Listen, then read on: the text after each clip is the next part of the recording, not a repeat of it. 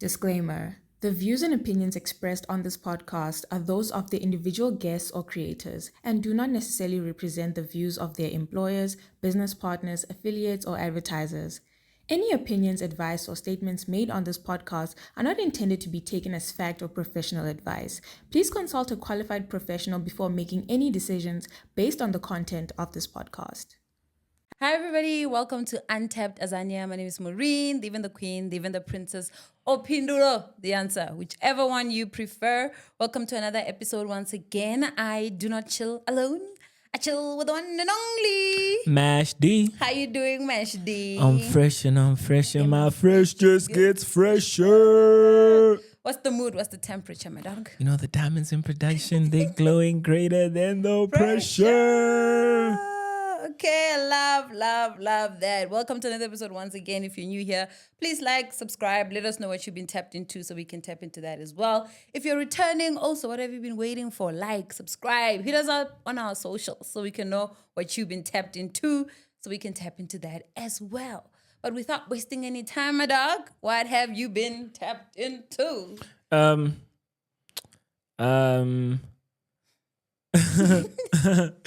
You know, I was thinking about how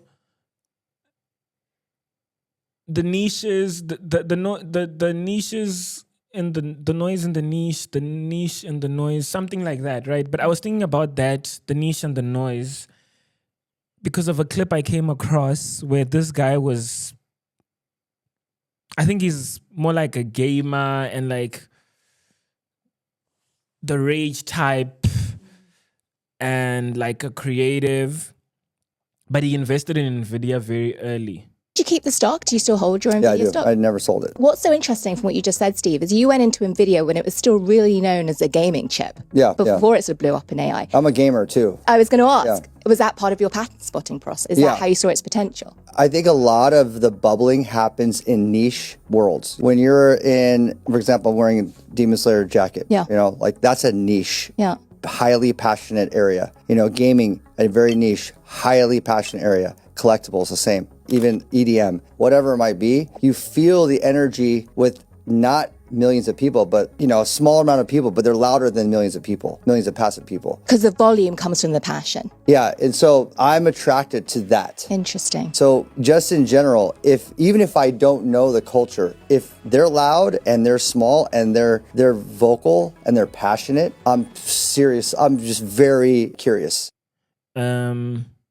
And he invested in NVIDIA because of the fact that he was tapped into microchips. So he understood that, given that I'm a gamer and the gaming space is booming, they're going to need more computing power. Therefore, the company that's leading in that space is going to do great. So better off buying the stock, right? And the reason why what kept on coming to me was the niches and the noise is where there's like insurmountable value, is because there's just so much you can get from being able to spot something where there's a lot of noise and it's a few people, and the few people are able to be louder than a mass crowd. I don't know if I'm making sense. Yeah. You know, and the reason why I'm bringing it up is, I want to ask you, like, what's something that you've seen where there's like a noise in the niche where these people are like, they are there, but they are loud enough to say this is an actual space worth, investing time and energy in.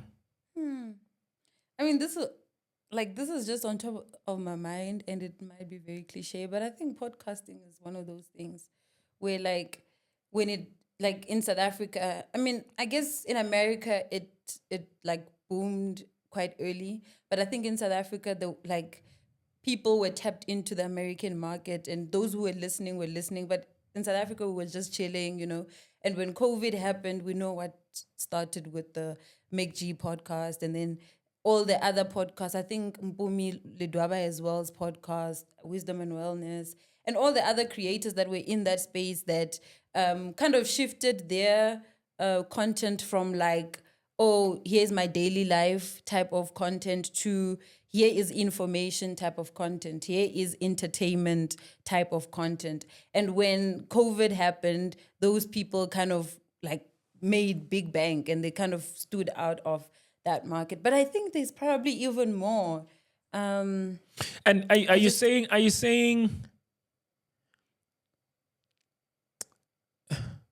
I'm not sure if I'm getting you right, but I'm also saying at this point right now, people aren't cognizant of the fact that we're still very early in the space, because you do see the success of like a MacG, right? Yeah. But MacG in the American context does It's- Joe Budden numbers, right? You have guys like Joe Rogan. We don't have a South African Joe Hey, Rogan. don't say Joe Budden numbers because he's like, he's always on like, I have more listeners than you. That's like... Yeah, he does have more, but I'm just saying that like what you could compare him to Yeah. is like Joe Budden. And Joe Budden makes 20 million just off, I think, Patreon. You know, a year. Dollars. You know, and it's not the same Yeah. in the context. MacG makes a lot of money, but he doesn't Yeah. make as much, right? And that's why I'm saying like, you think of podcasting, it's still very early. Yeah. But I mean, I think it's early, but the other things, I don't know if we can make, like we can ever make the same numbers as the Americans. I mean, I would like us to. I would like Numbers us to in get, terms of monetary. yeah, or- monetary numbers. Okay, like, yeah.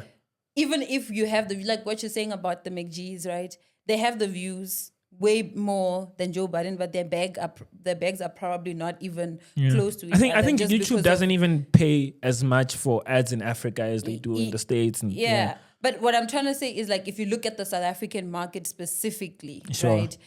Those guys are right at the top of the pyramid.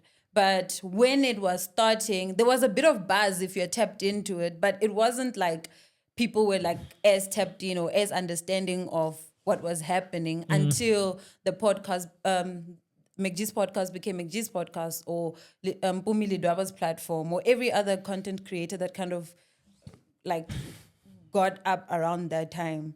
I just don't know. Like, I think we've probably spoken about this before, where we've spoken about the first people who get exposure to something end up kind of benefiting more on that something. It's the what do you call it? The Cantillon effect. Yeah. That, like- benefit first, benefit most. Yeah. Yeah, because sometimes it's like, it's not necessarily the fact that you have the best product out. Sometimes it's also like you are the first person that's there in that space and people only have you to consume. So like people just gravitate towards that until other options are like available, right? And not to say the content that's out there wasn't great or isn't great, but I'm saying if you're the first person to do something in a space, obviously it's going to be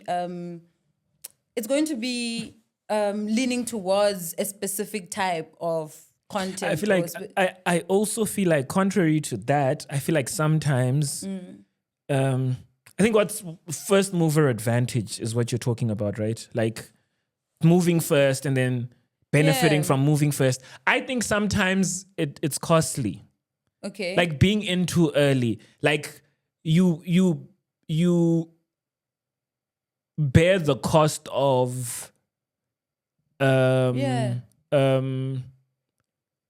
sort of the experimentation phase of things. Yeah. And then by the time this thing actually pops, you are worn out. And then someone else. So the person that moves, I feel like MacG, I just don't know if the Dojo pod was before MacG's pod. I mean, there was also the Dope Ass podcast. I don't know if that was before as Yeah, well. but I know for a fact that they were guys. There were others. Yeah, but they probably got worn out, and then MacG was also just, he entered at the right time and like, you Fair know, enough. caught the wave.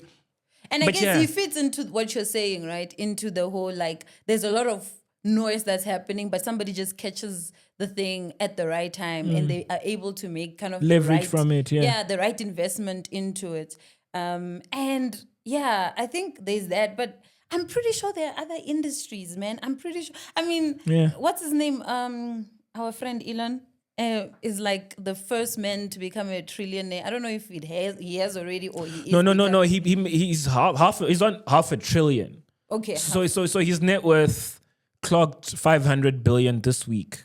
Ooh, yeah. So think about like an Elon Musk, for example. Like like as much as we might not necessarily agree with some of the things that he does, but like he's been able to move and like all the noise that everybody's like pushing around his space, he's been able to kind of put it in one product or in a specific and just put it out there. And was able to actually maximize on the different products. And there's been a lot of conversations around, I like how you spoke about Elon as one product.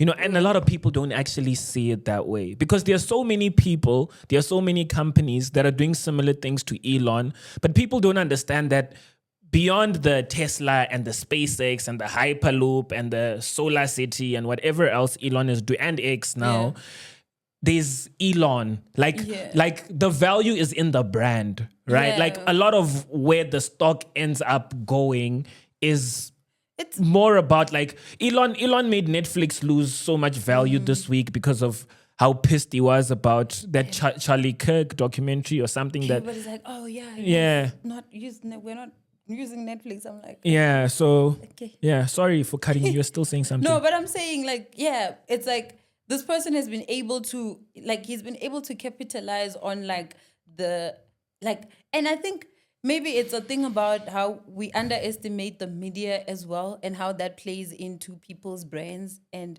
because if you think about Elon, like what she's saying, that's if I buy X, for example, I'm just a random person. Maybe I'm not even from Africa. I'm like an American. I bought X. Nobody cares. Nobody's writing articles about. Yeah, maybe some Financial Times will write an article about it, and it'll be like, oh, they've got a new owner, acquisition, interesting stuff. But no, like we're not going on like years of us being like, oh, Maureen owns X now. Oh my gosh, Maureen owns X now. The guy buys X, and everybody is talking about it because why? It's Elon that bought X. And Elon has specific views and Elon does specific things. So that thing, like as much as you think it's just noise or it's like, oh, what has Elon done now? It has created so much revenue for it. Yes, and the thing is, I think also something that people don't, maybe I wouldn't say people don't understand, because obviously people do understand, but I don't think people pay enough attention to is the fact that a stock in and of itself is a leading indicator, right? So in that a stock isn't representative of the now, it's representative of the potential. That's what I'm saying. It's a leading. It's not a coincident indicator. It's not like happening in real time. So I think that's also part of the reason why in the African context you don't have the kind of Elon story, because people relate value to now. You know, so you don't have a story of like, and we need one. We need someone bold enough to list their company, and we pour in so much more value than they're deserving of because of who they are. Just are. Yes. Because there's also that inherent belief that they are actually capable of getting to that value, and when they eventually get to that value, we inflate it even more. Yeah, because that's the Elon story. I think it's all embedded on people not understanding that game that these people are able to play of like the stock being this leading indicator. Do you know, like, because when you were just saying that, I was trying to think like who could be that person, and I was just thinking that like, if AKA was still alive, like AKA could run that thing. And I think not just like, because I think that guy understood how to like leverage off of just like public opinion and and he created And he had so a thick many, skin. yeah, and he created so many personas, so many characters. Like, I mean, he died when he was what, 33 or something like that. But we knew Bova Mania. We knew AKA Super Mega. Super Mega. We knew the Touch My Blood. AKA, I mean, he called silhouette. Casper Tsibip and it's stuck. It's still like today they are like, I mean, we look at his tweets today and they are so relevant because he was like very like okay with like stirring the pot and saying opinions and putting his opinions out there.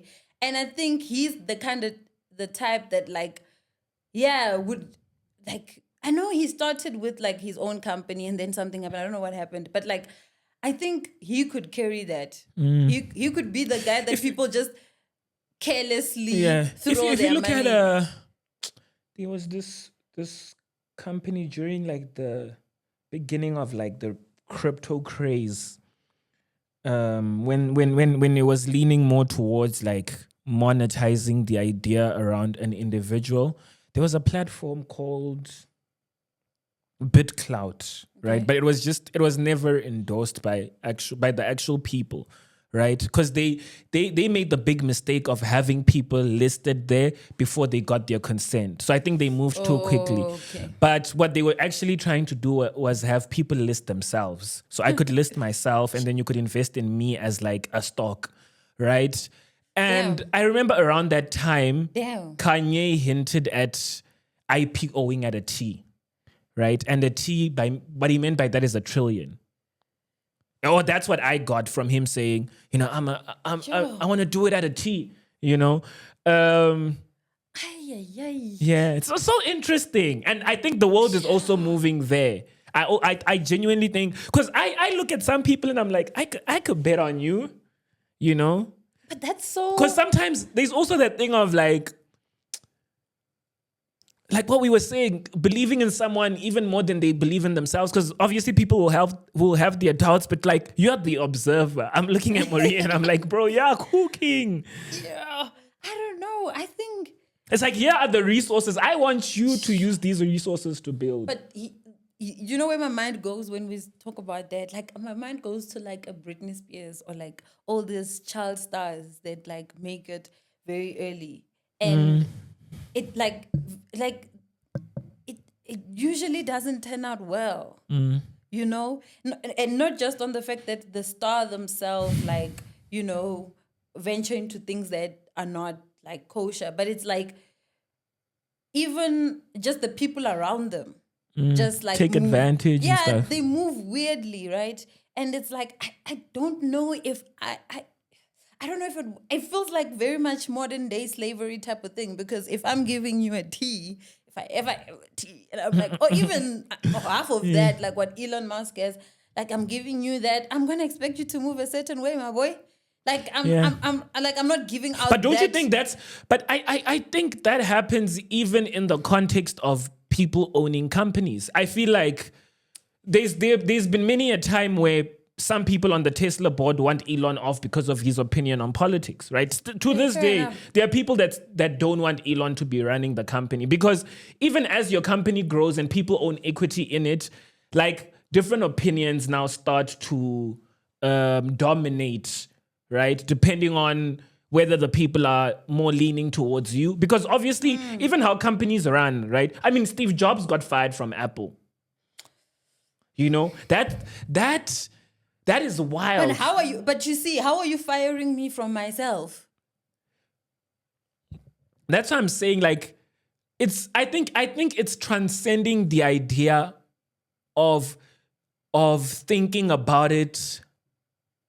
It's transcending the idea of thinking about it beyond how we choose to view it and then take it as it is. Because the reality of it is people are investing in individuals, right? And the individuals are, the individual potential is tokenized by the kind of company that you end up. Like if you're investing in Oracle, right?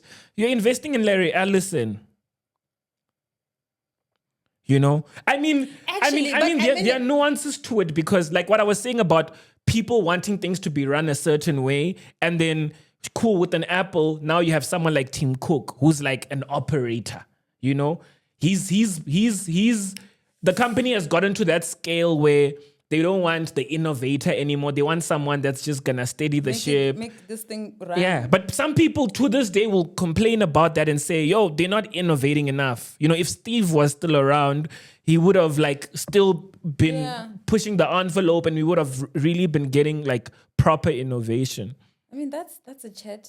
I just think actually, if you think about it in that scale, I think it's very difficult. Like, not difficult to understand, but it's difficult to kind of make it real to you. I think if you think about it from this perspective of you as an individual are currently like being invested on, and like in the sense that if you're a student or you're working, you've been a student, like somebody invested some cash for you to go through varsity because they saw your potential. If you're going through a bursary, or for example, like somebody invested, like the bursary invested on you because they were like, oh, this person is probably going to come and work for us and they will add great value into. So technically, people are being invested on.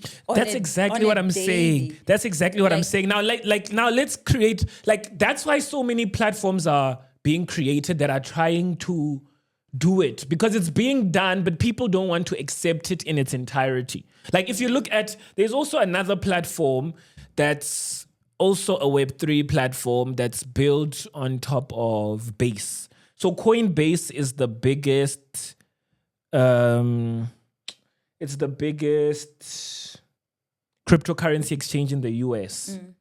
I think they're the second biggest in the world after Binance. Might be wrong. But they built a platform on the Ethereum blockchain, right? Called Base, which is on the other side, and people can build apps on Base and then, just create interesting decentralized applications. And one of the decentralized applications that are amongst the most used on Base is a platform called Zora. I'll try attach. There's a bit of research I did on it. But Zora is essentially taking a different approach where, yes, people will have, like, there will be sort of a market cap attached to things, but it's more like we could post a piece of content. So say this pod. Actually, let's start publishing some of our things on Zora and see what happens. So people, so you post content, right? Or you post a cool picture, and then people can go and invest in it, right? Like, and then it has a market cap, right? So it could be someone, we could be talking about someone, and from an archival standpoint, they feel like, this conversation is going to be worth so much more in the future. So let me, invest in it. Yes. You and I post this live stream. Everyone who's watching this right now and everyone who can watch it in the future, let me be 100% clear. This is not a meme coin. We're not going to create a Telegram. There's not going to be the David and Jesse April 17th meme community. This is a piece of content. And when it gets posted on the internet, the free market will value that piece of content. Some people will like to collect that piece of content because they think it's fun or meaningful. Some people will want to trade it because they think it's going to be more valuable than it is right now, or it's going to be less valuable than it is right now. But it is a piece of content. And Base is going to keep taking piece of content and coining them on our Zora account and probably other platforms as well, because fundamentally we believe that this is the best way to have value flow back to creators. Yes. That exists.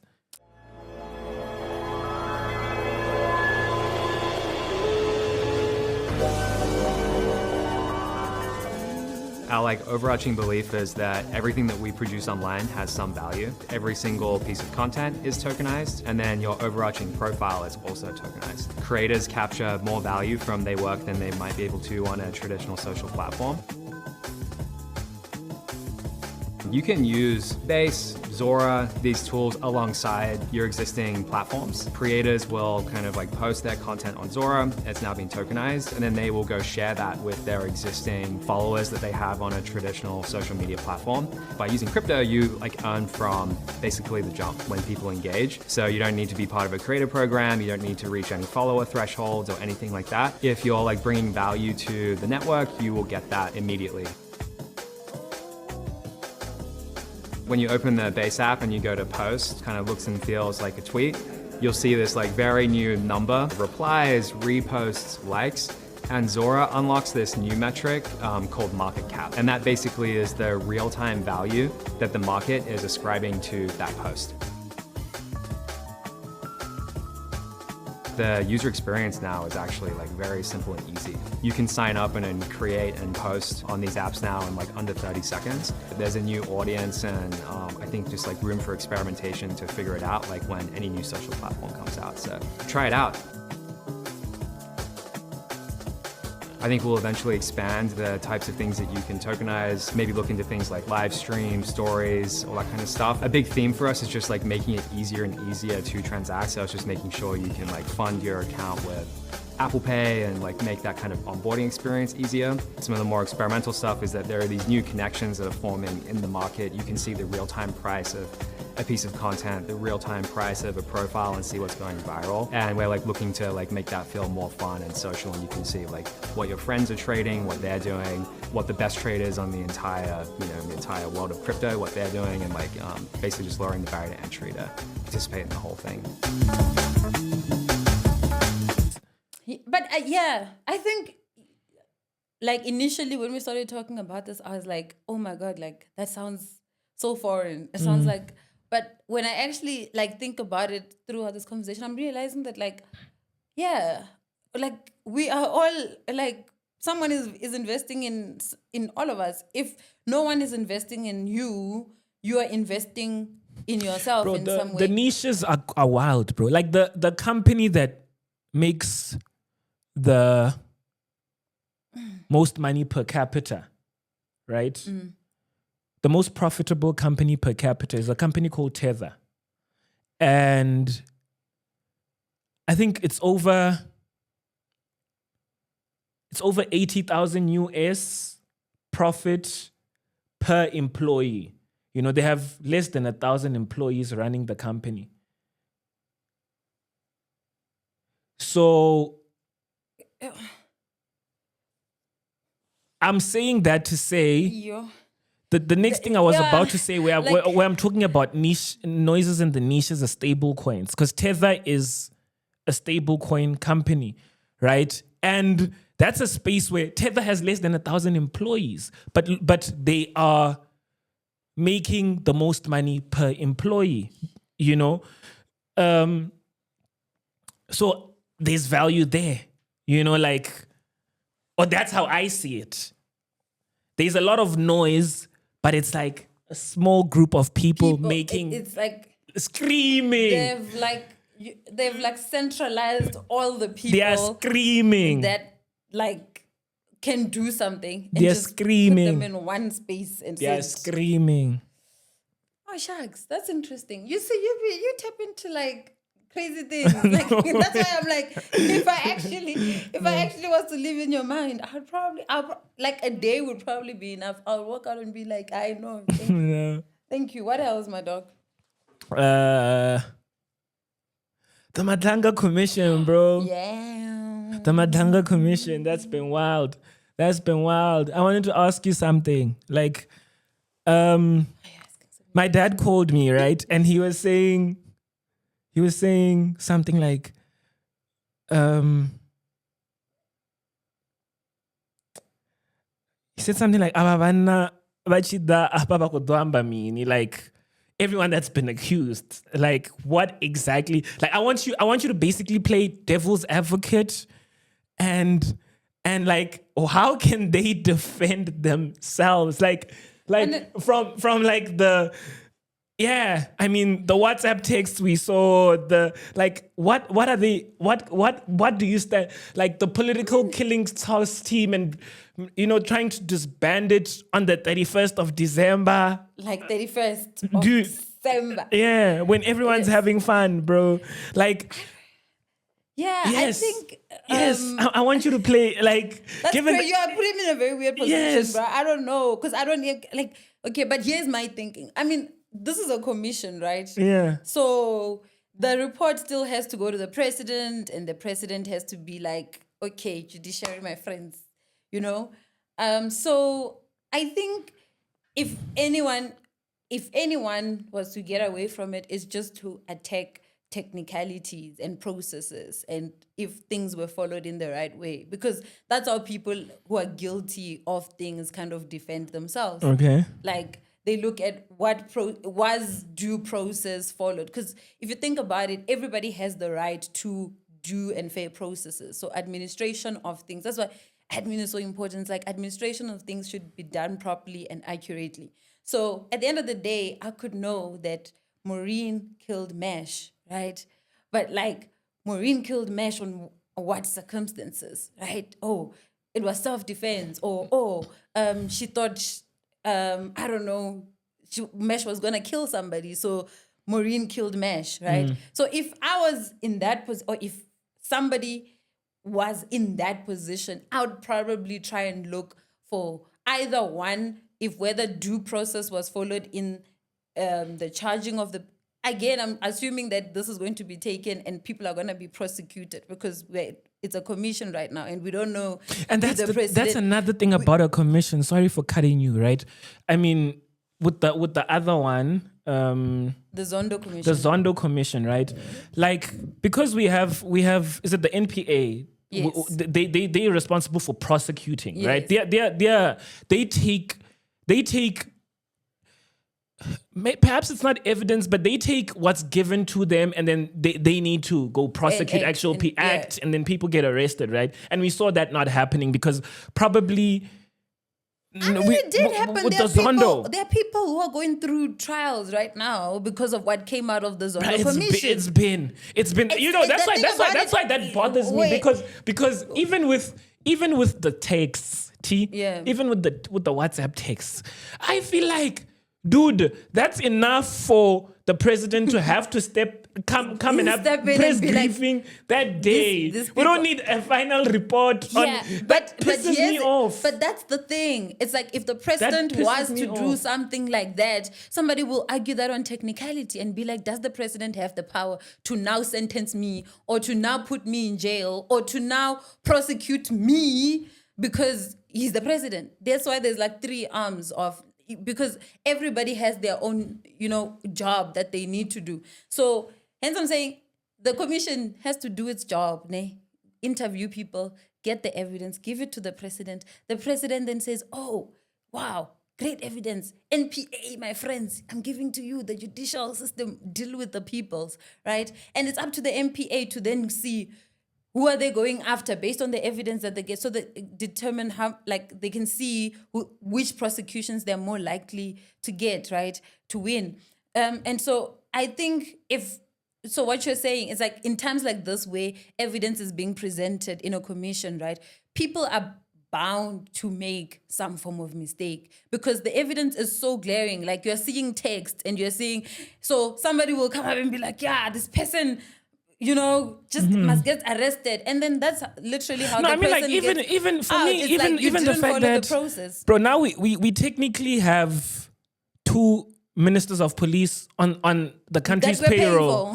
That pisses me off. That's what I'm talking about. Like, I expect a certain level of urgency in terms of acting. Prosecution as well. But I think I'm also deviating from what I originally asked, because I mean, what you were doing was basically playing devil's advocate, and you were doing it right. So it's, and I saw what's this guy's name? Where Mac and them record their pod. David Mashabela. David Mashabela has also been covering what's been going on, right? And there's a day where he was talking about, just after they had that white Tani that was that's elite. Yeah, she has a PhD, I think, in criminal law or something, and she was talking about, she was stern in that the way the minister acted was beyond sort of his role. You know, and he went to, David Mashabela was basically talking about the part of the Constitution that she was referencing and how there are loopholes to it, because it's clear in terms of the responsibility, in terms of policy versus administration, you know, and who's responsible for what in the context of a commissioner versus a general versus a minister. But that's where the loophole is.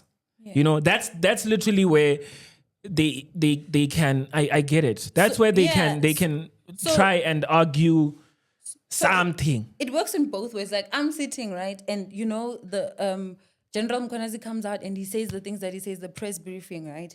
And literally, like, journalists are on the call calling people that were mentioned in the press conference. And these people are actually giving their replies on the call. In real time, In real time, they're actually speaking to journalists. And I'm like, yo, this is so tricky because it's in the heat of the moment, right? Somebody's asking you something and your name has just been mentioned. Everybody's calling you.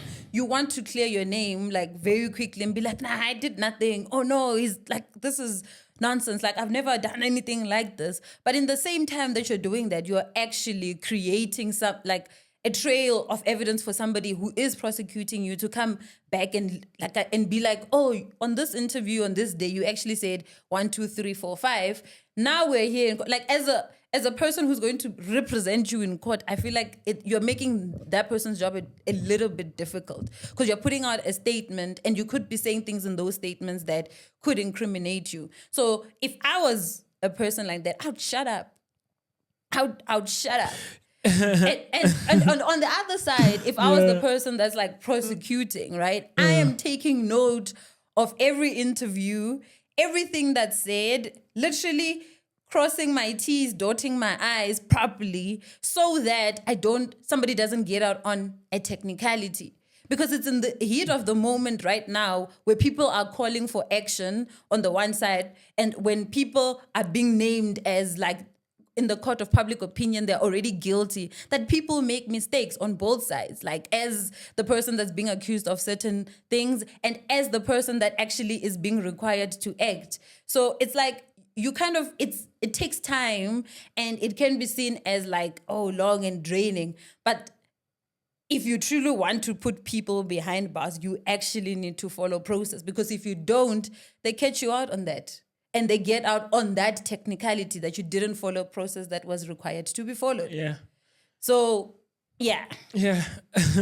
I was laughing because you remember recently, I can't remember what parastatal it was, but the lady that was being investigated also with that foundation, Collins Mashawana Foundation was also a part of it. And then that lady was bribing the journalist, and then she was caught on camera. And then she came out to actually... it wasn't she didn't know, and then she was throwing her assistant under the bus, like she didn't know about... Todd set up. Yeah, like she didn't know about it. And I remember someone on Twitter saying, like, she does know she has the right to remain silent, you know? Yeah, sometimes just shut up. Because the more you talk, the more things can be like... Yeah, you can be incriminating yourself You can be incriminating yourself, but on the other side as well, the more you are trying to like get people behind bars, you're missing steps. And while you're missing... And it's something that General Mkhwanazi was even speaking about while he was giving his evidence. It's like, people didn't follow due process and therefore they couldn't get certain evidence. Like they couldn't...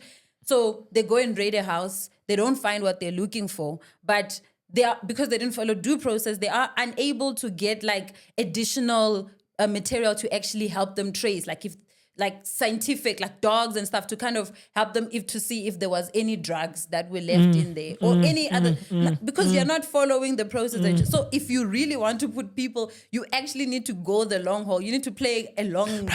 Did you see General Khumalo? Like he's so meticulous. You know, like that's what it's like. You can tell he's a genius in the realm. Like he's zoned in, man. Like he knows what he's doing. Yeah. You know, he follows a certain kind of way of strategy, structure of doing things to ensure that like we leave no stone unturned. Yeah. Like it's not the kind of person that's going to go into a place where they're looking for evidence, they don't find it, and then he's just like he's going to be like meticulous enough to go all the way, man. Yeah, but that stuff is done. Obviously, it's also like it's an experience thing. Like when you've been doing something for a long time and you've been doing it well, you kind of already instinctively like have these thoughts. Like, you know, okay, if I walk in a room, this is what I'm looking for. This is the next step. If I don't find this is the next step. And some of these things, obviously, like you learn because you have the experience. But I think it's something to take away from, like to be that strategic in how you approach things, like in how you approach your work, in how you approach what you do, be that strategic. Like don't leave space for things to be moved around. That like be as step one needs to be as step two, as thorough as step two needs to be. If step one goes all the way to the other side and comes back to that side, you actually need to go all the way and come back. Because if you're trying to get people out like really behind bars, you actually need to follow process and follow it thoroughly and completely. Right? And that takes time in experience, but also time in like the things that you are actually supposed to do, you know? So yeah, it's like, but the thing about it is also like, because it takes time, people get new jobs, people get promoted, like power shifts in the process of people trying to collate the information that they need. Then it just gets lost at some desk somewhere. Like what happened with this. It's like people are on the background working, investigating. It's like it's important to work and investigate and stuff, but it's also, I feel like there's a need for sternness. There's some things that just I think you need to strike a perfect balance between like doing it professionally, but also doing it quickly. Like there's a need, especially now with what Mkhwanazi, because I feel like the implications of that are dire. Because if you think about the Tembisa hospital, someone has a family member, you know, that they know died. You know, there was that story of that. Shonisani. Was it Shonisani that was tweeting? Yeah, yes. that happened in real time. Like I remember seeing that. That's what I'm saying. Like as the public, those things are still fresh in our minds.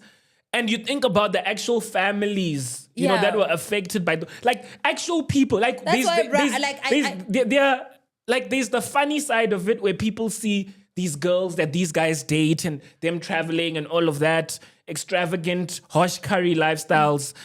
But I don't think people are paying enough attention to how this affects people's actual lived experience. And like there are people that lost their loved ones, you know? But do you think it's people not paying real attention to that, or it's people just being like, hey, bro, like, what can I do?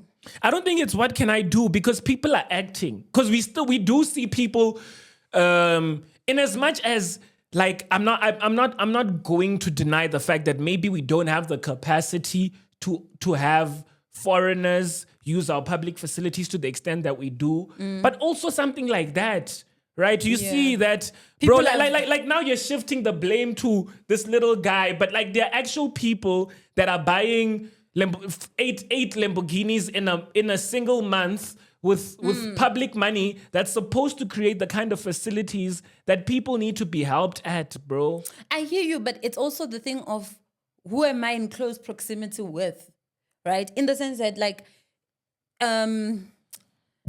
the foreigner that goes and use the clinic, right? The clinic where I stay, I see that foreigner or that person that's the immigrant. I see that person there, right? On my daily, that person in my life, they are affecting my daily life, right? Whereas a tenderpreneur somewhere who's getting money and using it on girls, like they are like very far away from what I see. Like very few of those people are in close proximity with the people that are really affected by what they're doing, right? So as me, as a person who's living in this account and seeing this person that's using these services, my initial instinct is to fight this person because they are closest to me. Okay. And I see them on a daily, right?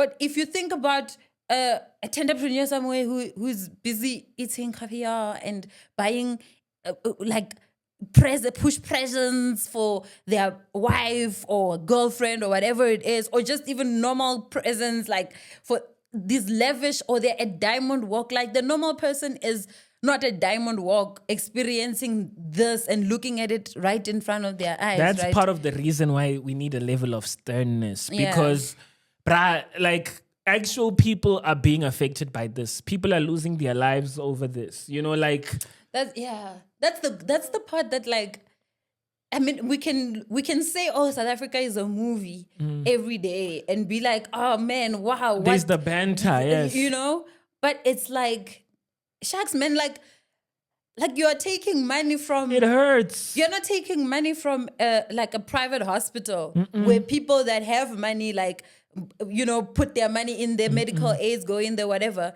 You're taking money from, and not to say you taking money from a private hospital is right, but I'm saying you're taking from people that you assume The most probably have. destitute, the most vulnerable people in our society. You left all of that and you went for a vulnerable, like, hospital that actually helps the most vulnerable people, like people that cannot afford to, people that can't afford to get like their chronic medication.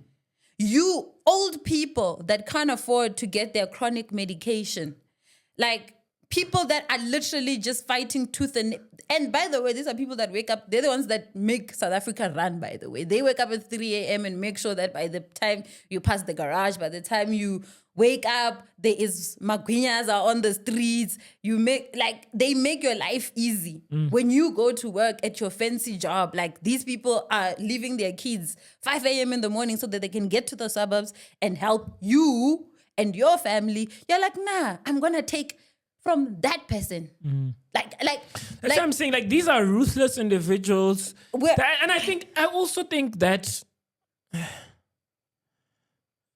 it's not even like I want an example to be set, bro. I just want us to I want things to work, bro. And I think we have the capacity to make things work. I think so too. You know? And I hate how nonchalant of a leader we have at the helm, bro. Like, but I mean, how chalant should you be if you are being mentioned at some of these things, right? You see, that's an interesting thing you're bringing up, because I think para comes back again now, where you see that a lot of these guys, not even a lot, but even if we speak on the minister specifically, I feel like he, to a certain extent, protected the president, right? So now it's like, he obviously did, right? Because even the new minister of police was talking about how we're not going to delve into the findings. You did see that, right? Of the para case. Yeah. Because and then because and it's then going. there was a public protector that just came in and, like, I hear you, but my thing is also like, hey, like, how fast should you be moving at something that could potentially implicate you as the head of state? And outside of you being an individual, as the head of state. As the head of state. Like, I saw a story this week of the former president of the DRC being sentenced to life in absentia. To death. Oh, to death. Sorry, Yes. to life. Death. Sorry. Death. In absentia, In yeah. absentia.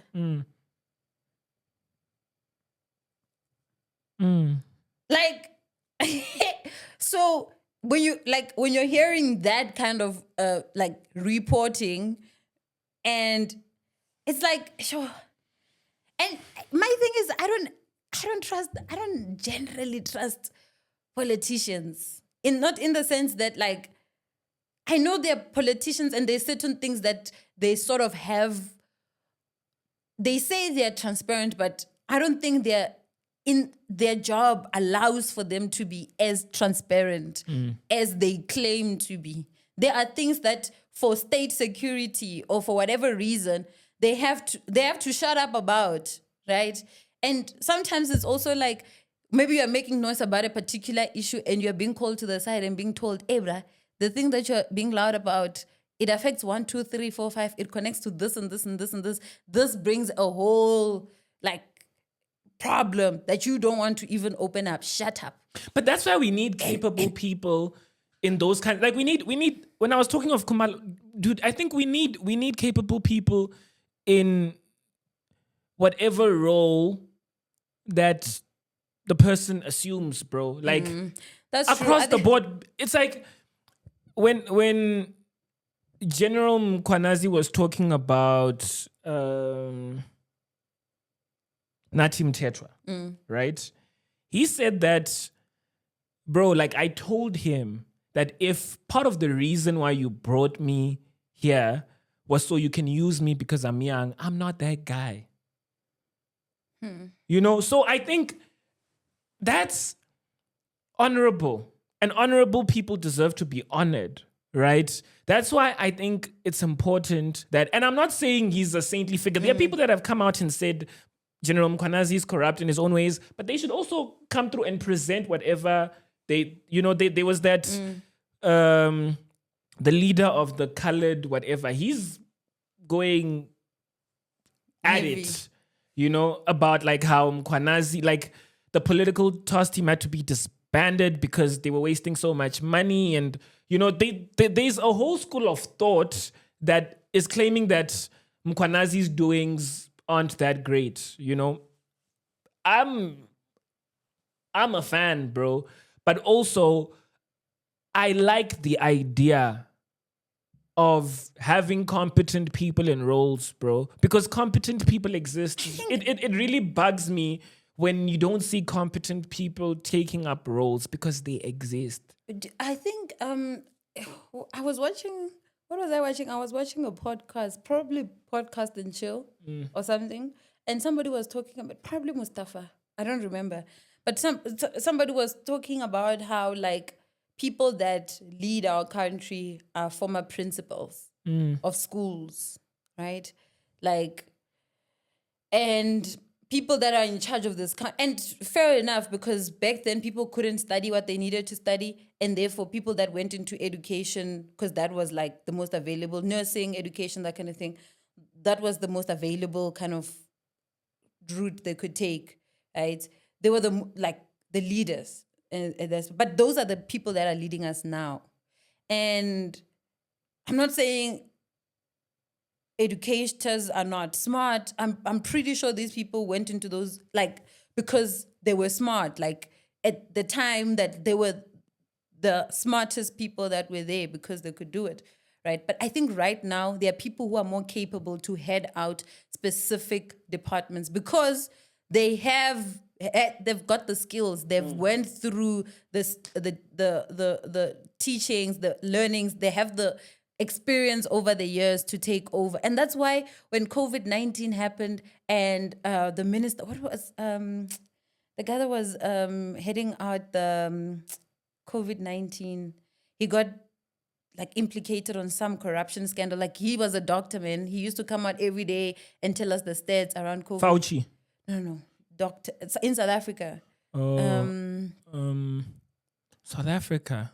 It's not coming at all. Yeah, we'll probably think about it post-prod. But he came out, and I used to be like, yeah, we actually have a doctor who is reporting on this thing and giving us the stats every day. And I was like, yeah, that's what we want to see. We want to see competent people that have gone through the system, that understand the system, to actually be the people that are in the forefront. But then he got implicated, and I was like, you know what I mean? So I think that as everybody else, I think in South Africa, we all want the accountants to head out treasury for us, to be the minister of, we want the doctors to be the ministers of health. We're even at a point where we're made to celebrate really, really backward achievements. Like when you're being told by the Minister of Home Affairs that you can now get your passport or your ID renewed at a Capitec bank, for example, right?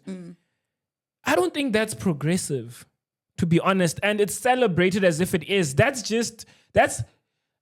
think the more the public sector creates platforms for the private sector to thrive, speaks to how broken the system is. It doesn't speak to how progressive private-public partnerships are. Because there are aspects where private-public partnerships should exist, but it shouldn't be in things like issuing. No. That's why I feel like the Post Bank should be the one that's being capacitated. Why isn't all these billions that are being given to a Capitec, for example, right, being invested into the Post Bank, né? Being invested in the Post Bank, and then headhunt someone who isn't, because obviously perhaps you can't get the person that's currently running an FNB or a Standard Bank, but get the fourth in command, right? Yeah. Poach them and say, now you've become CEO of this new entity, right? Make it run. Make it run. Bro, they're capable people. That's what I'm saying. Like, right. I feel like we're lazy in how, like, there's But even, you see, like, when we say we, I almost want to exclude myself from that we, because I think majority of South Africans are part of the we that says you can get competent people. The we that's deciding to put, like politicians in strategic positions that... cadre deployment, yes. You know what I mean? Are not the we that is you and I. It's the we that's separate from you and I, because if you think about the Post Bank, like, so responsible for like so many old people money, like old people are so responsible, and like for the longest time the Post Bank was the only place old people could just get their grant money, and it was looted as well. Like, people found schemes and ways to just loot the entire thing, and not the we that's supposed to actually fix the problem didn't go, oh no, like people are looting, let's remove these things, these people that we're putting in there, let's put competent people to tighten up the boat. They just let it happen. And now you kind of have to now give everybody else a chunk of those people, because everybody that was now going to the Post Bank is stranded. And now they have to queue for days on days because they can't get their money. You can't have that. So you kind of have to be like, hey, private sector, please, here's some. Help us here. Do you know what the problem with that is, right? And I guess a big problem that I have with also like funding. You know, there was a time we actually spoke about. That's why I'm saying this goes back to the whole para thing as well, because there's a time we spoke about the fact that we don't particularly know who funded CR17. Yeah. You know, and the president was asking. He said, I don't know. You see? But now it's like, it's been made clear that even these guys that are arrested right now, that's so crazy, contributed to Cyril becoming president. Why were they, as like drug lords, as like these cartels, why were they so invested in Cyril becoming president? You know, that it begs the question. That's why you really need smart people like because these criminals are sophisticated, bro. Like, why would you, like, this guy started a security company so he could get access to firearms, and he got a tender with the police, bro. So, but it's also, I say that to say, I want to bring it back to Capitec, because the Capitec CEO funds the DA openly. Yeah. You see, that's why I'm saying this whole thing is like, here's Home Affairs capacitating Capitec Bank, you know, by giving them billions. And by the way, that's all our information there. Like, yes, to do, yes.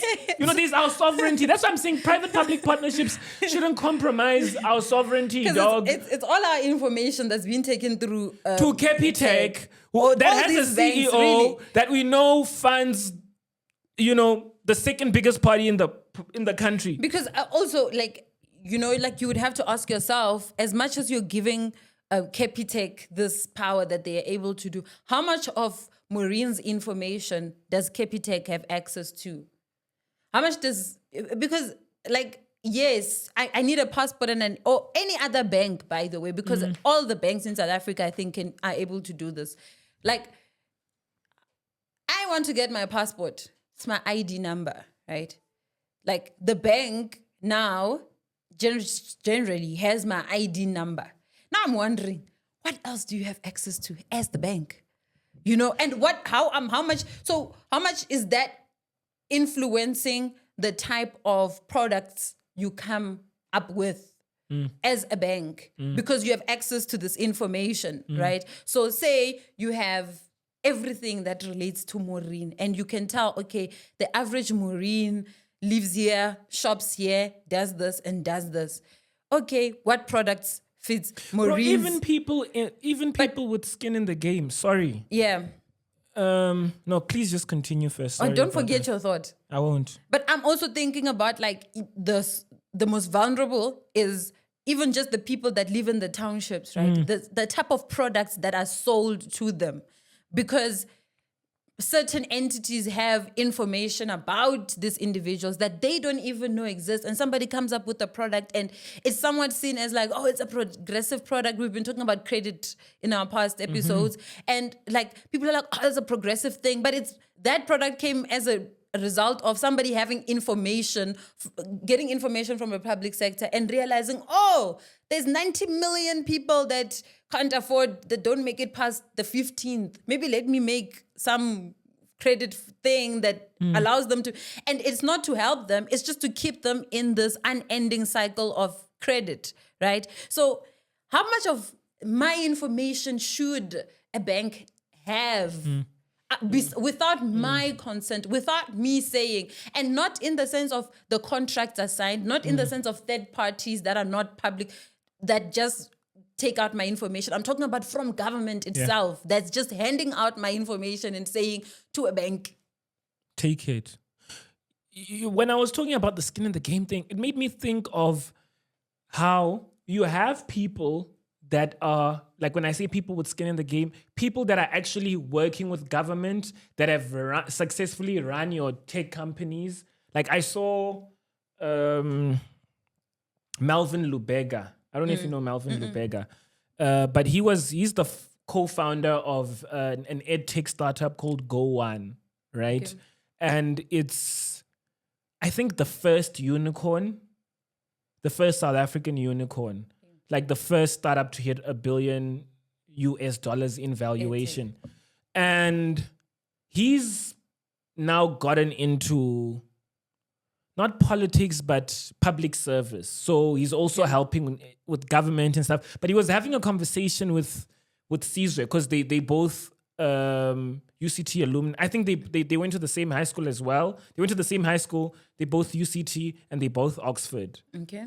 And so these are like I also hate it when Sizwe catches smoke, bro, because Sizwe is smart and he's competent, bro. And it's like, I hate the fact that, and this is a completely different conversation, but I hate the fact that we have the kind of privilege that we have with someone of his magnitude and him choosing to do what he does with his time. Like, yes, he probably benefits from having such a big platform now, but it took work for it to get there. But there's so much that he could be doing with the qualifications that he has, but he's using his smartness to actually educate the public. Yeah. And he gets backlash for that. And that hurts me. But back to the chat is, Melvin was pointing out when he was talking about like working in public service and stuff, there's a point in that conversation that they were having that he spoke about like that barcode that is on your ID, like how much information is there. That's why I'm talking about like people with actual skin in the game actually being openly saying like, maybe not going into the nitty gritties of it, but saying, dude, like that thing holds like crazy for somebody data. to just have your ID, they can tell, okay, besides the fact that they can tell when you were born, they can tell if you're South African, if you're female, if you were born here, if you're not born here. Like, that's kind of like, it's very important information. And it speaks to your sovereignty as a person in existence in this country. And for that to just being given away. I mean, I don't know. I haven't went out and kind of searched how much like of this information is available to banks and all these third parties that government is partnering with. But I hear what you're coming from when you're like, certain information or certain things should not be. I mean, look what happened with our airlines when we went the privatization route, right? It starts with, hey, there's gonna be more competition, right? Yeah. But there's like the private sector is mainly driven by profit, right? Which profit should be a motive, but it shouldn't be the main motive when it comes to the public sector running things. Yeah. The public sector running things should be access, right? So now when you have our airline industry being run by these private companies, bro, it becomes very difficult for me and you to just travel to Cape Town. I was just thinking about that like it should be so easy for me to, as a South African, any South African who has a bit of something, it should be very easy for them to be like, actually, I just want to go to Cape Town. And the biggest challenge shouldn't be like your flight expense. No, don't we have smart enough accountants, smart enough engineers to run an SAA and make it sustainable in such a way that exactly the banks are running on smart South Africans. Yes. So that's proof enough. And all of these companies, all of these private companies are running on smart South Africans. Also, back to the Caesar thing and people also hating on him. And it's a lot of black on black, but also the backlash that black people get from just the fact that a lot of the corruption that happens by virtue of our country being predominantly black is black people. Now painting this narrative of black people are incompetent, like our main industries are being run by black competent individuals. Like, so yeah. And I think you touched on something that I feel like is very important for us to highlight, because I've been thinking about this, right? It's like this idea that for you to work in, like, to dedicate your time to serving the community, right? It's almost like a retirement plan that people have. Some people, not even everybody has that as a retirement plan. Some people don't even have it as a plan at all, which I get. But like, it's almost like when I've done my time at like all like the private sector, I will retire into like the public sector, and then I'll give back, which I think it's fair. It's fine, because then you're giving back, and you you're spoke kind about this the other time when you were referencing, I think, a Cebu interview. Yes, so I get it that but I also feel like there's a need for smart, capable South Africans to go into public leadership. I mean, think about someone like Cebu, and how, I don't know Duma Collective to a T, but bro, I like the work that they're doing. I like the fact that you have people living fulfilling lives that work for that company, and they're working on amazing projects. Like, why not give her a run at like a minister of communications or minister, just something for every Cebu Mabena, for Cebu Mabena that you see, there are so many of those in corporate South Africa. Exactly. So many. Yes. So many of us are there, right? And it's like, we, as much as we can complain about how things are not working and how things need to be capable, people must, what are you and I thinking about that could actually put us in positions where we can actually serve the public? Because as much as you think of a problem and you think of it as like, this is a problem that's affecting my community, the fact that you're thinking about that specific problem, it should be, you need to kind of think about how a solution might come up, because not everybody is thinking about the problem that you're thinking about.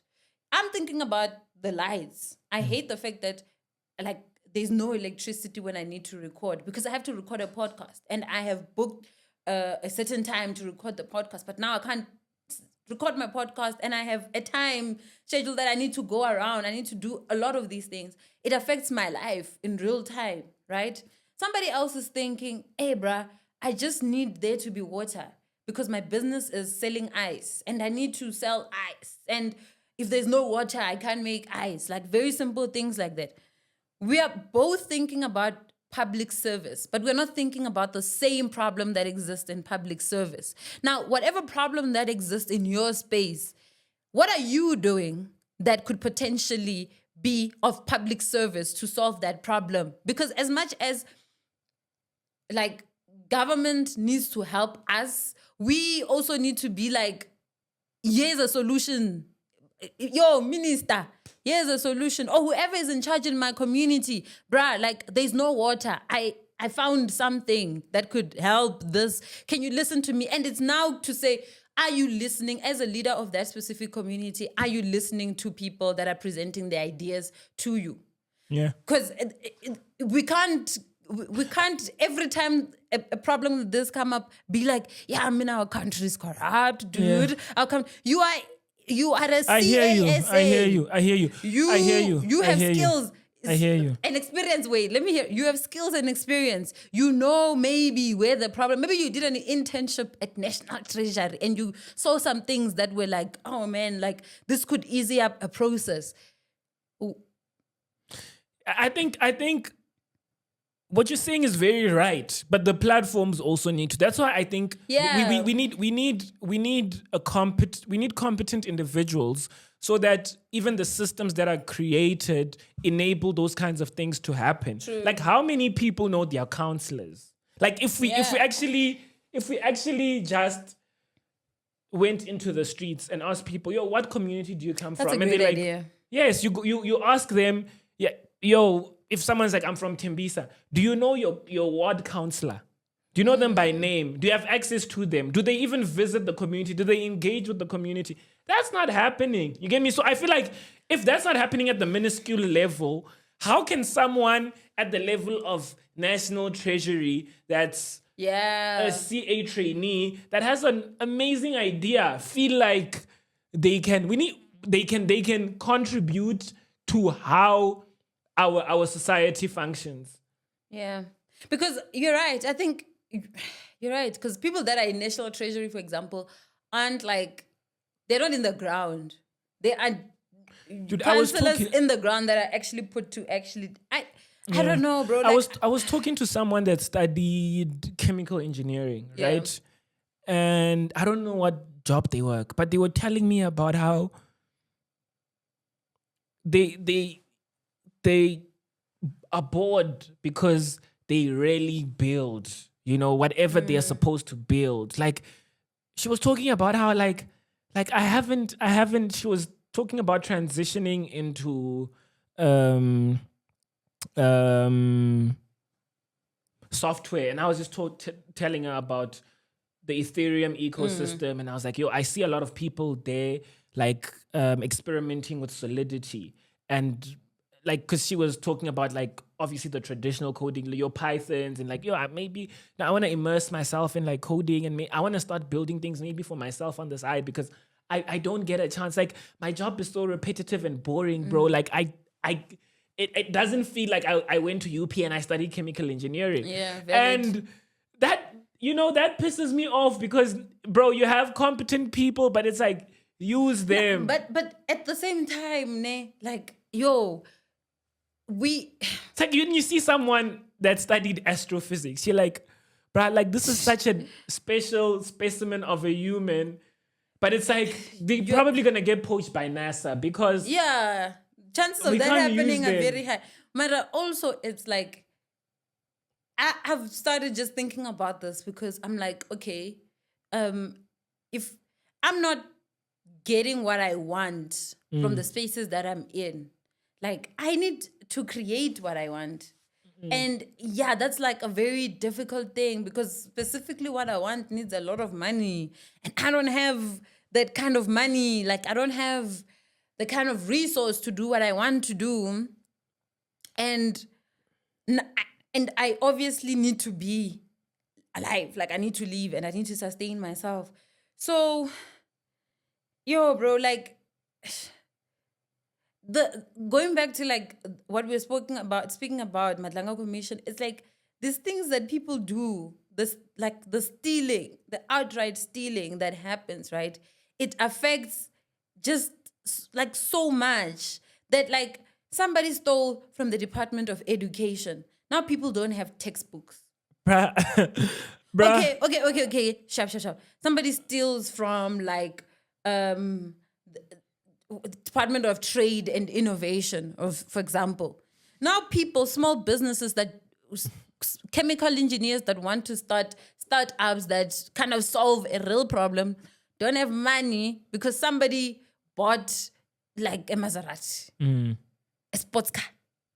You know, like It's like that's why we start laughing about it, because it's like it's problems it's that could wild. solve problems that could solve like innovations that could solve problems for so many people, even yourself. Like you could benefit from it, but like that can't happen because somebody stole. They thought it was better for them to buy an 80 million rent house, and like who needs, like I know, like, you know, luxury is not matter. 80 million is 80. 80. Yeah. Like it's not even like it's not even like you get what I mean? That's like 8 decent houses. If you really want to go luxury on a house, you know, like you want a really nice, beautiful house in a great neighborhood, it's 8 of them. Yeah. And to think that even the smallest problems that exist in our communities, right, are not even problems that need that much to solve. Yeah. It sucks. Basic problems like just fixing potholes. That doesn't need 80 million. Making sure robots work doesn't need 80 million. So even like basic, small problems that exist in this country don't even need the amount of money that these people allegedly took. Yeah. It sucks, man. It sucks. And crime is so, like, it's bad in general, but it's even worse when, like, it's being done to, like, people that, like... Yeah, that's why I say this part of the reason why this is so problematic is because there are actual people, you know, that have been affected at the end of by that, this. And Yes. there are actual solutions that have died.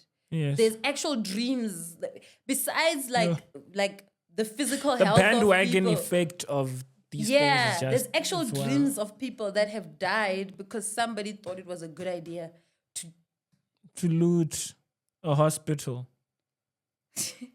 Yeah. Yeah. Yeah.